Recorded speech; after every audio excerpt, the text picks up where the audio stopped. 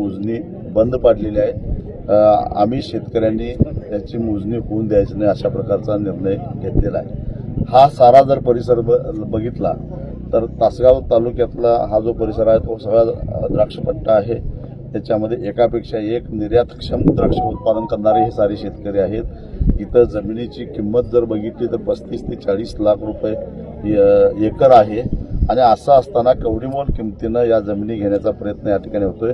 पण कोटी रुपये दिले तरी आम्हाला जमीन द्यायचीच नाही, कारण आम्ही 20-25 किलोमीटरवरनं पाईपलाईन करून कर्ज काढून पाणी आणलेलं आहे।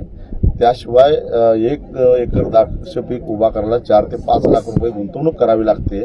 आणि मग असं असताना लेखणीच्या एका फटकाऱ्यानिशी जर का कुणी मंत्रालयात बसून आमच्या शेतावरून रस्ता काढणार असेल तर ते आम्हाला मान्य नाही आणि त्यामुळं शक्तीपीठ आम्ही कदापि होऊन देणार नाही। इथल्या ह्या सगळ्या गावातल्या लोकांची भूमिका आहे आणि ती रास्तच आहे। शक्तीपीठ मुळात अव्यवहार्य असलं तरी सुद्धा या लोकांनी रक्ताचा शेवटचा थेंब शरीरात असेपर्यंत हा रस्ता होऊन द्यायचा नाही हा निर्णय घेतलेला आहे ग्रामसभेचा।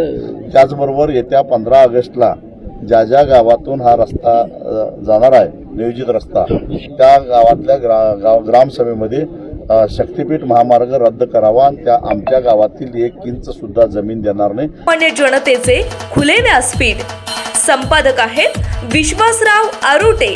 मोबाईल नंबर आहे 94 23 38 85 08। दुसरा मोबाईल नंबर 94 23 46 72 72। तिसरा मोबाईल नंबर 75 88 15 0001। वेबसाईट आहे sgavkari.com। मेल आयडी आहे aklgavkari@gmail.com।